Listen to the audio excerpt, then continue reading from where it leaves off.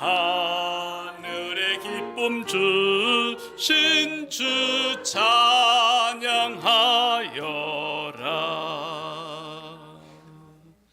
아멘.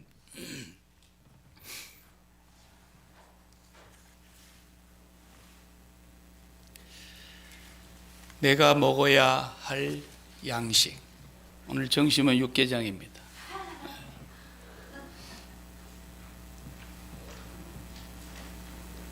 육개장 먹으러 온 사람은 한 사람도 없을 거예요, 사실은.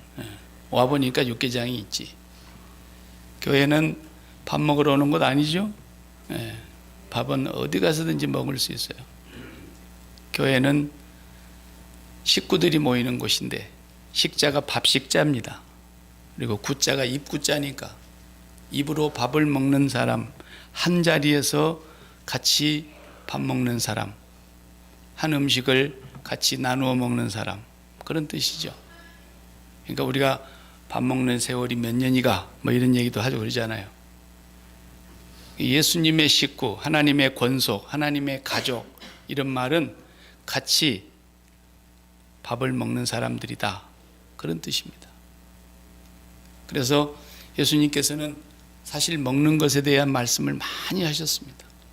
또 당신도 먹는 것을 얼마나 잘 드셨는지, 육신의 양식도 잘 드셨기 때문에 그 비아냥거리는 바리새인들이 저 죄인의 개수도, 저 죄인들하고 맨날 먹기를 탐하는 인간이다, 이렇게까지 비난했습니다. 우리 주님은 식사하시는 자리에서도 항상 진리를 말씀하시는데, 오늘은 유치원 아이들도 알고 있는 오병이어의 기적 사건, 이걸 통해서 주님께서 엄청난 복음과 진리의 말씀을 주시고 계십니다. 유치원 아이들도 이 성경을 모르는 아이가 없어요. 교회를 쭉 다니는 어린이들은. 물고기 5개, 2마리, 보리떡 5개, 물고기 2마리로 남자만 5,000명을 먹이고 여자와 아이들 외에 12광주리에 부스러기까지 남았더라. 이 얘기를 유치원 아이들이 잘 안다고요. 그리고 또 사복음서 안에, 마태, 마가, 누가, 요한복음 안에 다 4분의 제자가 이 사건을 기록을 하셨어요. 그런데 너무 쉽고 너무 많이 알려져 있고 우리가 다 아는 내용이다 보니까 이런 본문일수록 쉽게 넘어가는 오류를 범하기도 하고 이 내용에 대한 진짜 의미를 오해하는 경우가 많다, 이 말이에요. 그래가지고 뭐 예를 들어서 뭐 성전을, 예배당을 건축하기로 준비가 된 교회다. 그러면은 자, 우리는 어린아이의 손에서 이렇게 조그만 것을 받아가지고 예수님이 엄청난 기적을 일으켰지 않습니까? 그러니 우리도 예배당을 한번 짓기 위해서 작은 것이지만 드립시다, 뭐 이런 얘기로 하기로 이 본문을 끌고 와서 얘기할 수도 있고, 그렇지 않겠습니까? 또 믿음이 있어야 됩니다. 사람은 돈 문제 가지고 하나님 일하는 것이 아니라 믿음으로 하는 것입니다. 빌립은 믿음이 없어가지고 이 많은 사람들을 조금씩 시장기만 면하게 먹이려고 해도 200데나리온이라는 돈이 필요한데 어디서 우리가 그런 돈을 가지고 이 사람들 밥 사 먹이겠습니까?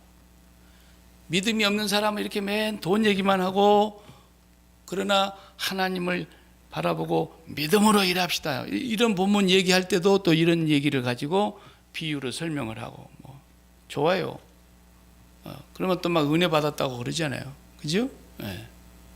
근데 그것이 제가 뭐 틀렸다는 얘기를 지금 하려고 하는 게 아니라, 이 본문이 말씀하고 있는 진짜 의미를 알고 그런 지엽적인 얘기를 해야지. 이 본문이 진짜 말하려고 하는 메시지는 앞에서 얘기한 그런 얘기가 아닙니다. 만약에 그런 얘기로만 이 얘기를 그냥 훑고 지나간다면 요한복음을 통째로 잃어버리는 것과 같아요. 그러니까 사도 요한은 마태, 마가, 누가가 기록하고 난 뒤에 맨 나중에 기록하신 분이거든요. 그런데 이 요한이 이 사건을 기록할 때에 다른 앞에 세 복음서를 공관복음이라 그러는데, 마태, 마가, 누가와 동일한 부분도 있고 보다 더 한 발 나아가서 추가된 내용도 있고 전혀 없는 새로운 얘기를 하는 부분까지 있어요.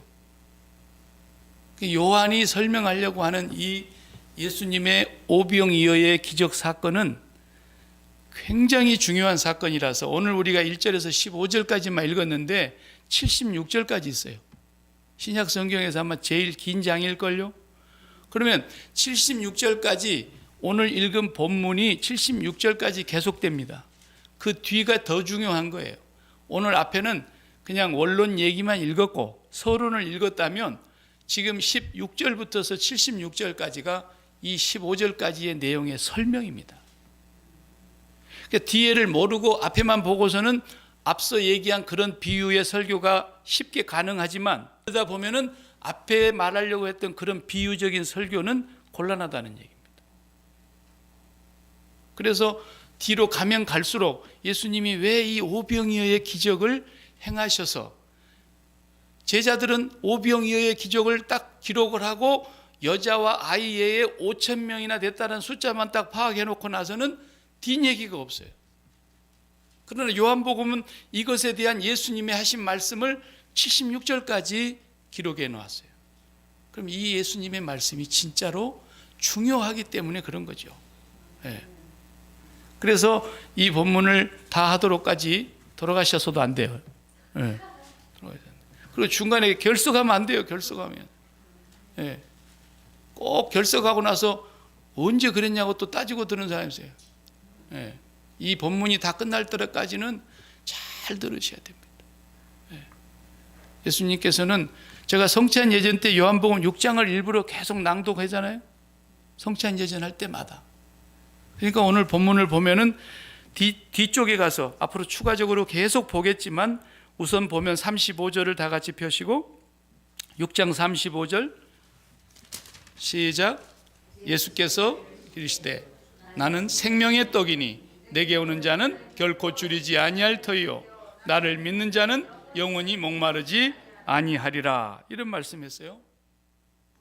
생명의 떡 얘기를 하시는 거예요. 오병이어로 지금 식사하게 해놓고 생명의 떡 얘기를. 또 48절 한번 읽어보세요. 48절 시작. 내가 곧 생명의 떡이니라. 예. 또 생명의 떡 얘기를 하세요. 51절도 읽어볼까요? 나는 하늘에서 내려온 살아있는 떡이니 사람이 이 떡을 먹으면 영생하리라. 내가 줄 떡은 곧 세상의 생명을 위한 내 살이니라 하시니라. 예. 계속 생명의 떡, 살아있는 떡 이렇게 말씀하시는 거예요. 근데 여기서 제자들은 예수님의 이 사건을 제대로 이해를 못했어요. 그 당시에 오순절 이후에 성령이 오셔서 신약 성경을 기록한 후에라야 이것을 제대로 알게 된 거예요.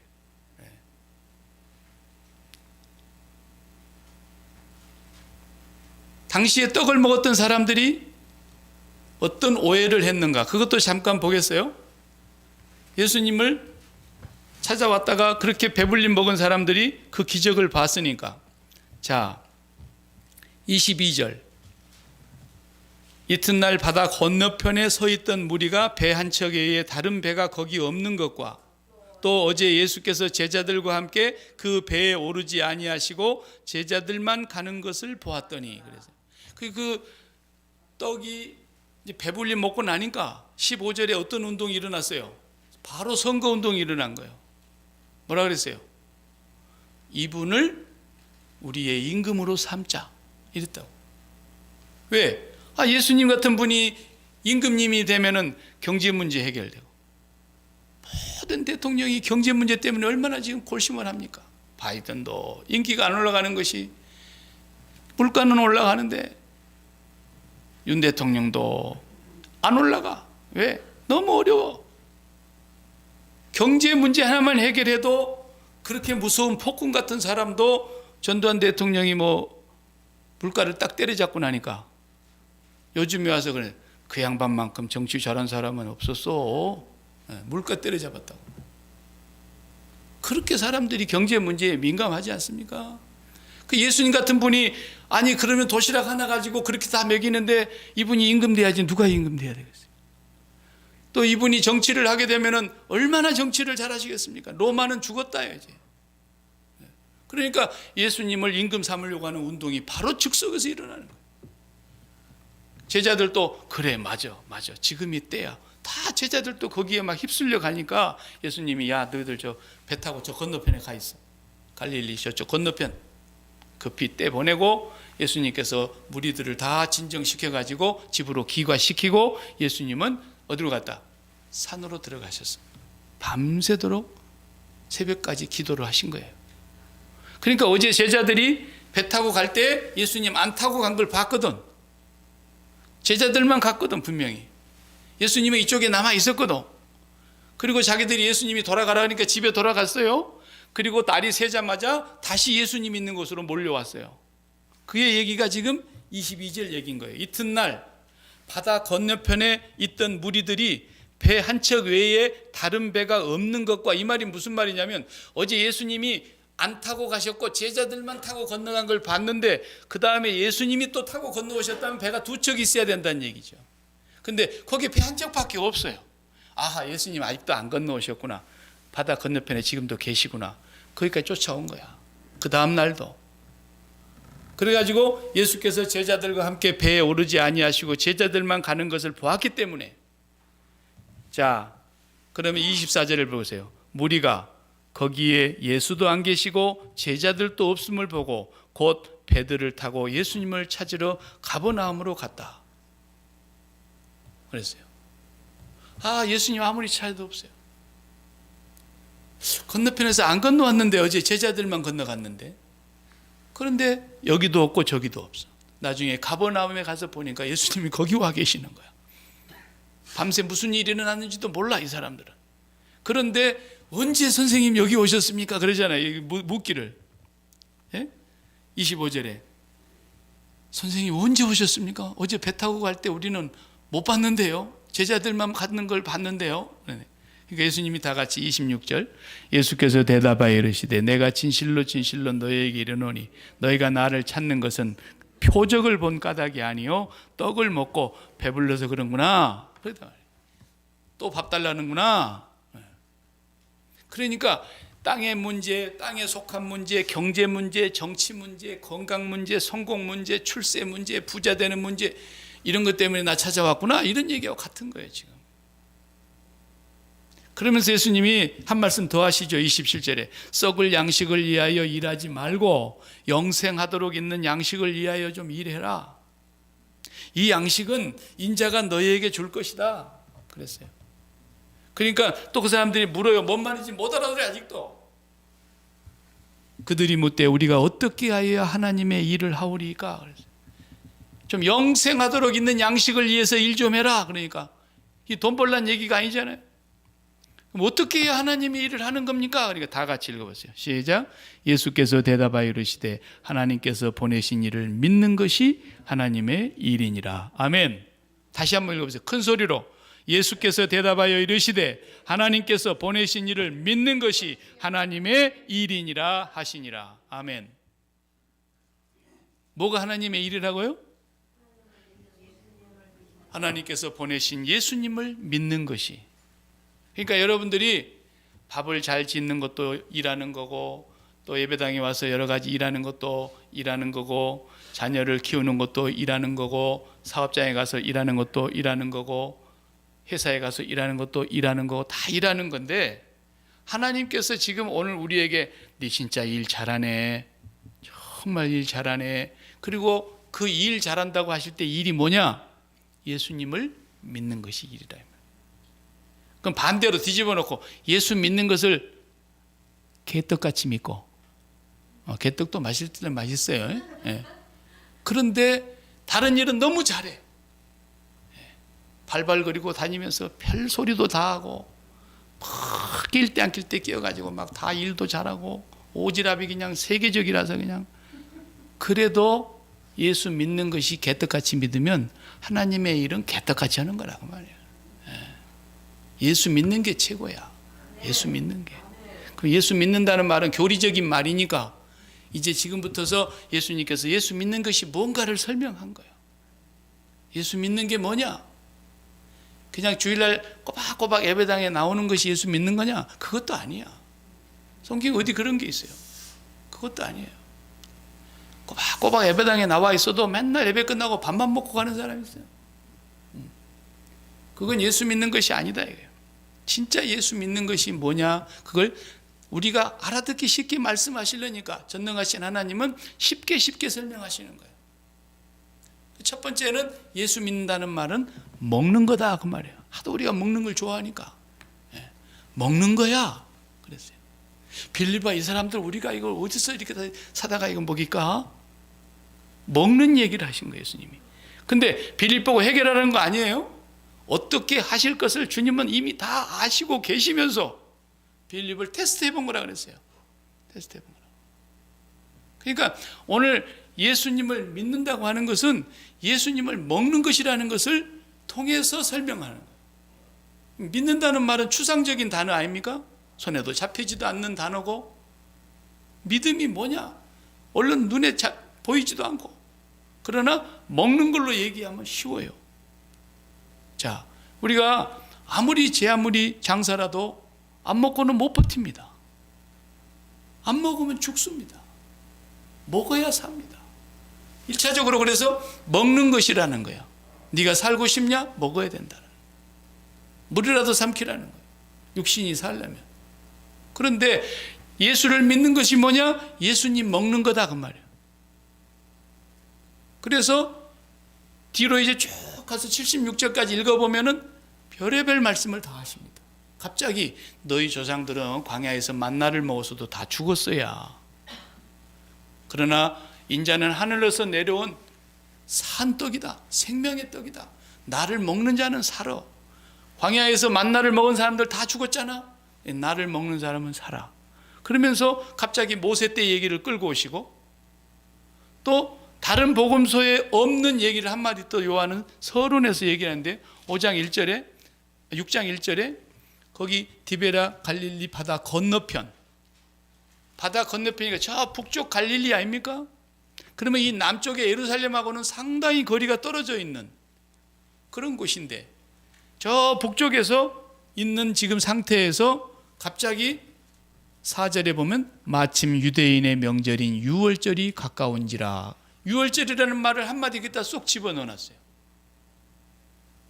지금 유월절하고 갈릴리 북쪽의 저 디베라 바닷가의 건너편에서 그 벳세다 광야에서 지금 예수님께서 보리떡 5개와 물고기 2마리로 이 일을 행하셨는데, 유월절 얘기를 하시면서 그 다음에 먹는 얘기를 하시면서 나는 생명의 떡이니 나를 계속 먹어야 된다. 나는 생명의 음료다. 나를 마셔야 된다. 계속 그러시는 거예요. 나를 먹지 않으면 그 속에 생명이 없다. 죽었다는 거예요. 그래서 우리가 계속, 제가 과거에도 그렇게 설명을 했지만, 우리를 살리는 양식은 우리를 육체의 생명, 피지컬리 우리의 배고픔과 하루에 2끼 3끼를 먹는 이 육체의 음식도 먹어야 사는데, 그 우리 몸속으로 입을 향해서 들어가는 모든 음식물은 다 어때요? 죽은 거라 그랬잖아요. 죽은 거. 산 거 먹는 거 어디 있어요? 다 죽여서 먹습니다. 그냥 소금에 절이고, 거기다 불에다 구워버리고, 뜨거운 물에다 삶아버리고, 생으로 먹어도 다 죽은 거 먹는 거예요. 뭐 산 거 먹는 거 하나 있나요? 다 이미 칼로 다져서 잘라서 쪼개서 전부 이미 죽은 겁니다. 그거 완전히 죽여야 됩니다. 대충 그냥 우리 홍장로님처럼 생식을 좋아하시니까 그냥 막 다 잡수시지만, 그래도 그 안에 뱃속에 들어가 봐요. 위에서 위액이 나와가지고 그 강한 산성의 위액이 싹 녹여버립니다. 풀떼죽을 만들어 버립니다. 그렇지 않으면은 실려가야 됩니다. 병원에. 소화 안 되면 완전히 죽여버려야 돼요. 죽은 것만 음식이 되는 거예요. 아무리 여러분들이 산낙지 열심히 드셔보세요. 아무리 그것이 꼼지락꼼지락해도 안에 들어가면 죽이 돼버리는 거예요. 이에서 씹혀서 위에게 녹아서 완전히 사가버리는 거예요.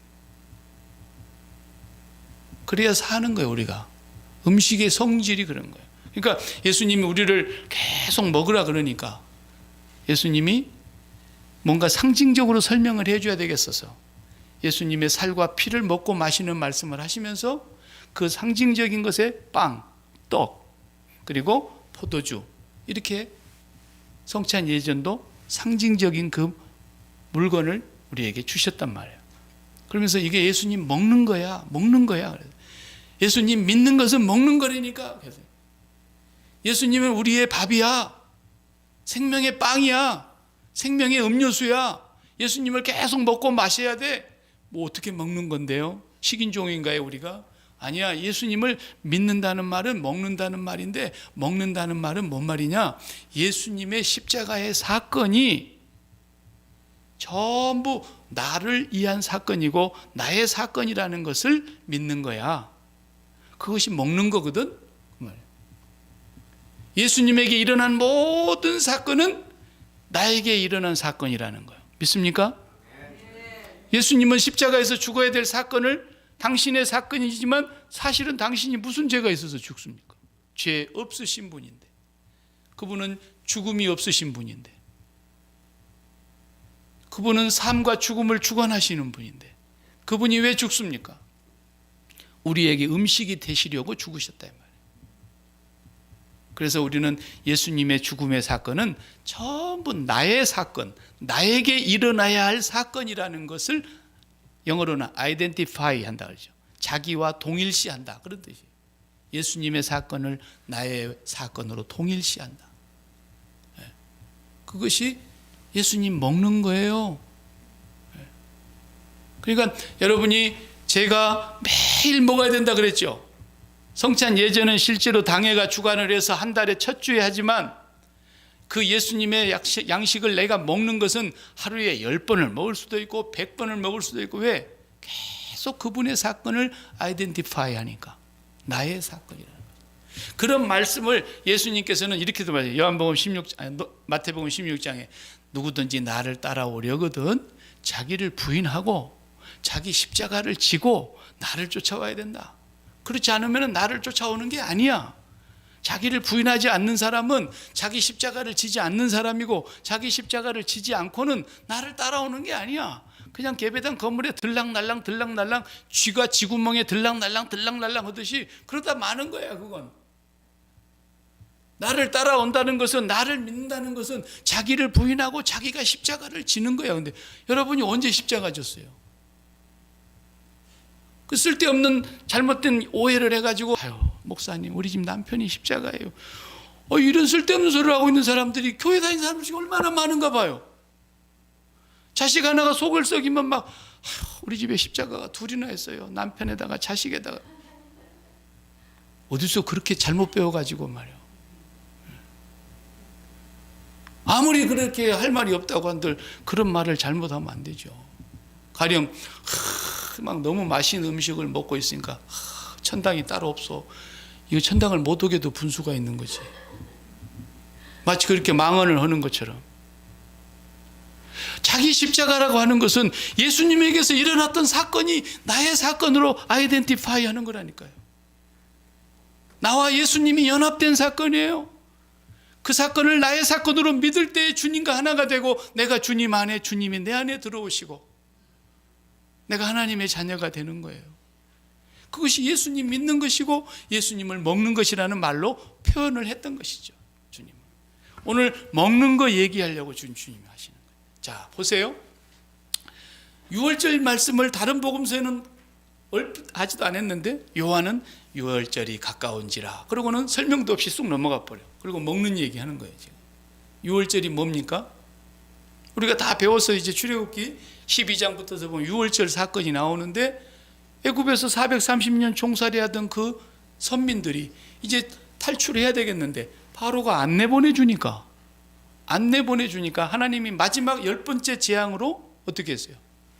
어린 양을 잡아서 그 식구 명수대로, 한 마리가 너무 많으면 두 집을 어울려서 같이 그 지붕 안에 들어가 가지고 한 마리로 가지고 두 식구 먹든지, 한 식구가 많으면 한 마리 잡고 먹을 만큼 잡으라는 거예요. 그리고 그 잡을 때 그 피를 받아서 그 집이 살고 있는 그 문지방에 그 설주에다가 피를, 어린 양의 피를 바르고, 그리고 그 밤에 절대로 그 피 바른 문 밖으로 나오지 말고 그 안에서 고기를 구워 가지고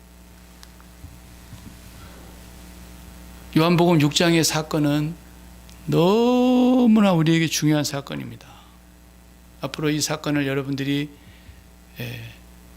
잘 볼 수 있도록 성령께서 저와 여러분의 눈을 열어주시기를 바랍니다. 이 사건이 뭘 의미하는, 이 뭐 단순한 기적의 사건이 아니다라는 거예요. 사인이라는 게, 표적이라는 게 사인. 오늘 또 야키마에 사시는 분들이야 뭐 사인판 얼마나 봅니까? 다 손바닥만한 땅에서 다 알고 사니까.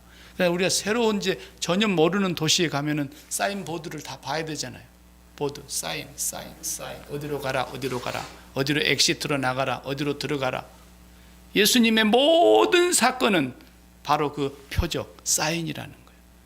이 사건이 내가 너희들에게 어디로 방향을 지금 잡아주려고 하는 것인가를 사인으로, 표적으로 주신 사건이다. 이것을 말씀하시는 거예요. 그 다음에 우리가 여기서 또한 놓치지 말아야 될 것은, 뒤에 보면은 너희 조상은 광야에서 만나를 먹었어도 죽었다, 그런 말씀을 하시면서 갑자기 옛날 얘기를 하시는데 31절 다 같이 보시겠어요? 기록된 바 하늘에서 그들에게 떡을 주어 먹게 하였다 함과 같이 우리 조상들은 광야에서 만나를 먹었는데요. 그렇게 물었어요. 예수님에게. 얘기하니까 예수께서 이르시되 내가 진실로 너희에게 이르노니 모세가 너희에게 하늘로부터 떡을 준 것이 아니라 아버지께서 너희에게 하늘로부터 참떡을 주시나니 하나님의 떡은 하늘에서 내려 세상에 생명을 주는 것이니라 그랬어요. 예수님 당신을 가르치고 있잖아요, 지금. 그러니까 모세 때의 떡과 지금의 떡의 차이점을 알아야 돼요. 모세 때는 어떻게 했어요? 아침에 자고 일어나 보면 광야에 서리가 내려 있는 것처럼, 하얗게 눈 내린 것처럼, 밤사이에 소리 소문도 없이 이슬 내린 것처럼 거기에 쌓여 있는 거예요. 그러면 사람들이 다 자기 식구들 마냥 숫자대로 긁어다가 담아다가 먹었다 그랬어요. 그러니까 한꺼번에 한 200만에서 250만 명이 먹을 수 있는 것이 매일 내리는 거야, 매일. 그리고 해 뜨면 사라지고 또 내리고, 안식일 전날은 2배로 내리고, 그리고 2배를 가져가게 했고, 안식일 날은 안 내려오고. 근데 그걸 먹고 다 죽었다 그랬어요, 예수님. 내가 너희에게 줄 떡은 그런 떡이 아니야. 이것이 어떻게 다릅니까? 모세 때는 하늘로부터 하나님이 막 내려주시면 먹고 날 새면 없어지고, 그런데 지금 예수님께서 이 사건은 뭐예요? 어떤 청소년 하나가 도시락 하나를 가져왔는데 1인분 도시락을 예수님께서 거기 있는 사람들에게 전부 도시락 하나씩을 다 안겨주는 거예요. 도시락 한 개로. 무슨 말입니까? 우리 한 사람 한 사람이 예수님을 다 먹어야 된다는 거예요. 우리가 그냥 긁어다가 먹는 게 아니에요, 만나처럼. 우리 모두가 한 사람 한 사람이 이 땅에 온 모든 인류가 예수 그리스도를 믿는다면 예수 그리스도가 나의 양식으로 매일 먹어야 되는 양식이요, 나의 도시락이라는 거예요. 예수님이 그렇게 설명해 주시려고 도시락 하나를 가지고 전체를 다 도시락을 안겨준 거예요. 매일 잡수셔야 돼요. Every day, every time, any case. 언제든지 예수님. 그것은 제가 수도 없이 설명해 왔지 않습니까? 그것이 바로 예수 그리스도의 십자가 생활화라는 것을 매일매일. 그러니까 돈을 먹는 사람은 돈을 믿는다는 말과 같고, 돈을 믿는 것은 돈을 먹는 거예요. 그 돈으로 배가 불러야만 이 사람은 배가 부른 것이라고 생각하는 거예요. 그래서 돈으로 안 채워지면 계속 목말라요. 이 사람은 뭘 믿는 거예요? 돈을 믿는 거예요. 돈 때문에 배가 고프고, 돈 때문에 갈증 나고, 돈 때문에 해해 좋고, 돈 때문에 화가 나고, 계속 돈 때문에. 이 사람은 돈을 믿는 거예요. 교회를 다녀도 이 사람은 돈을 믿고 있는 거예요, 아직까지는. 예수 믿는 건 아니에요, 절대로. 그 사람이 그렇게 돈 하다가 죽었어요. 목사가 아무리 장례식을 해줘도 그 사람은 지옥에 가 있는 거예요. 그러니까 간증하는 사람들이 지옥 갔다 와서 보니까 우리 교회 권사님도 거기 있더라잖아요. 그래, 그 사모님이 죽었다가 깨어났는데 목사님한테 첫 마디가 목회 똑바로 하시오 그랬다잖아요. 요즘 인터넷에 뜨잖아요, 그분. 그 사모님이 그 말하니까 목사님이 깜짝 놀란 거예요. 아니 이 사람 내가 목회했지 그러면 어디 내가 돈 벌러 다녔나? 똑바로 하세요. 그래서 사모님. 왜? 자기가 주님이 죽어서 잠시 천국을 보여주고 지옥을 보여줬는데 지옥에 가서 보니까 자기 교회 권사님이 거기 있더라는 거야. 너무너무 가슴이 찢어지고 아파서 눈 뜨자마자 제일 먼저 자기 옆에서 눈 뜨기를 기다리고 있는 그 목사님한테다가 목회 똑바로 하시라고 그랬다잖아요. 내가 그 얘기 들으니까 나도 정신이 바짝 들더라고. 우리 교회 권사님 몇 명이나 가서 지옥에 있으면 어떡해요? 네. 그렇기 때문에 건강이 전부인 사람은 맨날 건강할 때만 행복하고 기쁘고 자유롭고 살만 나고 그러다가 건강이 칵 무너지면 그냥 얼굴까지 다 새카맣게 죽어가지고 기쁨도 잃어버리고 감사도 없고 불안에 벌벌벌 떨고 죽을까 봐서 그냥 잠을 못 자고 이게 지금 믿는 겁니까? 그 사람은 건강이 양식인 거예요. 맨 건강만 먹고 사는 거예요. 그런 사람이 구원 받아요? 아, 누가 그런 사람을 구원을 준대요? 아무리 구원이 공짜라도 그렇게는 못 줘요. 구원을 그렇게 값싼 천덕꾸러기로 만들면 되겠습니까?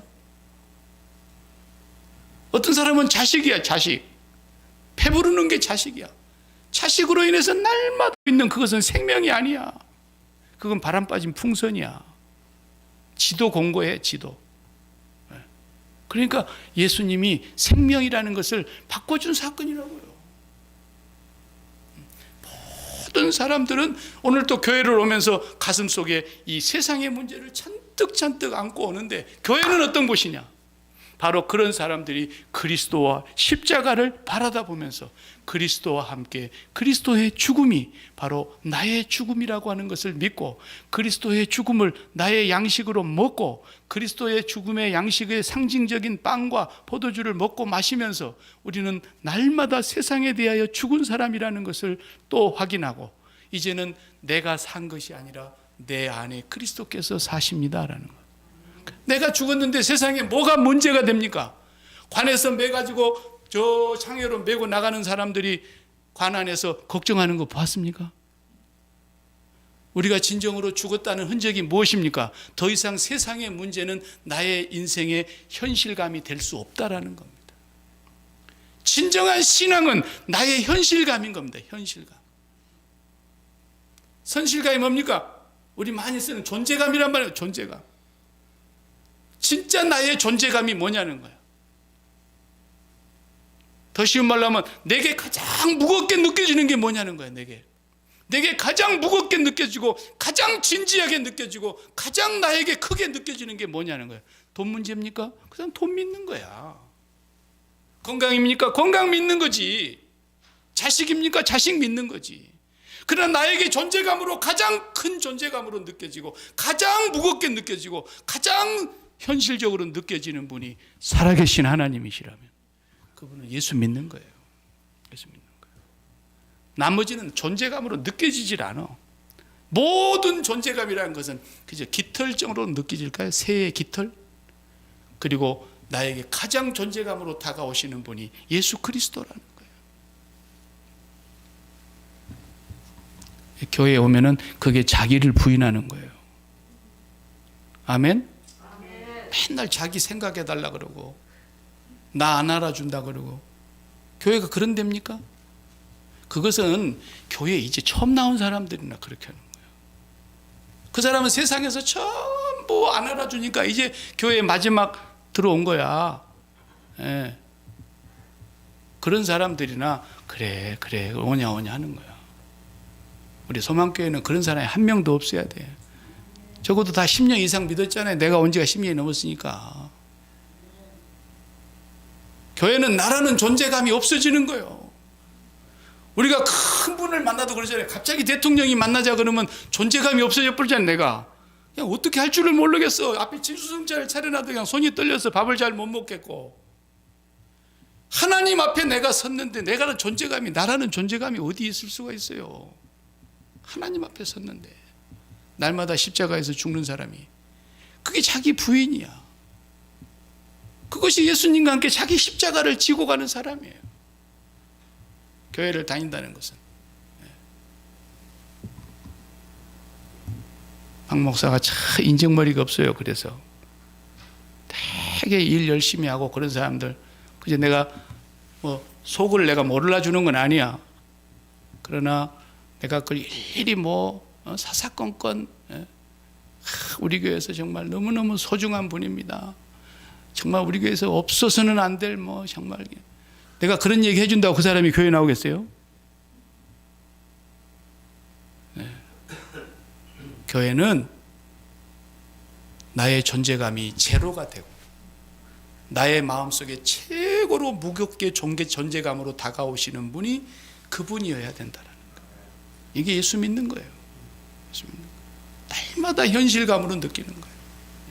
그러니까 뭐 교회다 막 꽃꽂이 막 화려하게 하고 있는데 내가 했다 그런 소리 하지 마. 다 입으로 까먹는 거야. 뒤에서 전부 돌아서면 뒷담화해. 아이고 저 주둥이만 잘 다물면은 사랑받을 텐데. 다들 뒤에서 뒷담화하는 거야. 그런 것도 모르고 그러면 안 돼. 교회는 내가 왜 이렇게 유치한 얘기를 한 줄 아십니까? 행여나 우리 교인들 어디 나가서 그런 실수할까 봐서 그런 거예요. 제가 인정머리가 없는 사람이 아닌 거예요. 예수님과 함께 살아가는 사람들, 우리 성도들 다 저는 한 명도 정말 내가 그 간증을 듣다가 깜짝 놀랐어요. 나도 예전에도 그런 얘기 많이 들었어요 사실은. 그러나 내가 목회하고 있는 동안에 내 목회하는 가운데서 있는 교인들 가운데 장로, 집사, 권사들이 지옥에 한 명이라도 가 있다 그러면 내가 얼마나 기가 막히겠습니까? 그때 가서 후회하지 마요. 그때는 때가 늦은 거예요 이미. 예수 믿는 것은 예수님을 날마다 밥으로 잡수시는 거다. 매일 잡수세요. 매일 잡수세요. 저도 병을 앓고 있고 여러분들도 다 하루에 혈압약 하나씩 먹고 있는지 내가 다 압니다.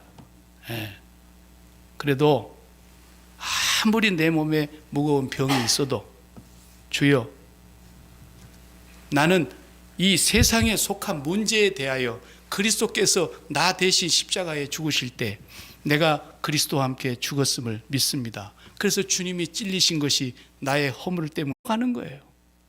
그리고 그분이 당신이 알아서 당신의 뜻대로 하시는 거예요. 이젠 살든지 죽든지 내 몸에서 그리스도가 존귀케 되기 위해서 사는 사람이기 때문에 하나님만 존귀케 하기 위해서, 그리고 아버지의 뜻대로 이루어지면 되는 거예요. 그러다가 박 목사도 어느 날 죽을 거예요. 아무리 살려달라고 내가 기도도 안 하겠지만 기도한다 해도 하나님 불러가실 거예요. 그때는 하나님 나 같은 죄인을 영광스럽게 아버지의 나라의 영화로운 자리에 불러주신 거 감사합니다. 그렇게 말할 수 있으면 한마디 하고 딱 눈 감아야 되잖아요. 아베처럼 죽으면 참 너무 안 됐잖아요. 그래도 우리 나라를 자기가 그렇게 오랫동안 통치하면서 우리 나라를 위해서 조금이라도 좀 좋은 일이라도 몇 가지라도 했으면 우리 국민들도 정말 귀한 분이 안타까우니 정말 돌아가셨다고 그렇게 한마디라도 할 거 아닙니까? 그 오랜 세월 동안에 독도는 지그들 거라 그러고 그냥 위안부들은 다 그냥 몸 파는 여자들이 지들끼리 뭐 돈 벌려고 그랬다 그러고 이렇게 망언을 해대면서 우리나라의 가슴 속에 칼질을 하고 그 못된 소리만 골라서 하더니 총 맞아서 딱 그렇게 죽으니까 대한민국 사람들이 다 애석하다고 하는 사람이 한 명도 없더라고. 내가 만나보니까. 그렇게 살다 죽어서 되겠습니까? 그래도 아무리 못된 인간이라도 정말 안타깝다. 귀한 분인데 이런 말을 들어야지. 그러나 우리 예수 믿는 사람은 그렇게 죽으면 안 돼요. 왜? 우리가 어디서 죽든지 간에 준비가 되어 있기 때문에 주여 나는 이미 죽은 자입니다. 죽음을 앞당긴 사람입니다. 이 병은 그냥 허가를 내주셨구나. 허가받은 병인 줄 아시고 감사하시기 바랍니다. 허가받은 병이 있어요. 사도 바울도 허가받았잖아요. 허가받았어요. 그러니까 끝까지 안 고쳐주고 그냥 그대로 데리고 가시잖아요. 여러분들도 허가받은 병 하나씩은 있죠? 다 허가받고 있는 줄 아세요. 그런 줄 알고 너무 그거에 매이지 마세요. 주님, 나는 이제 이 문제는 예전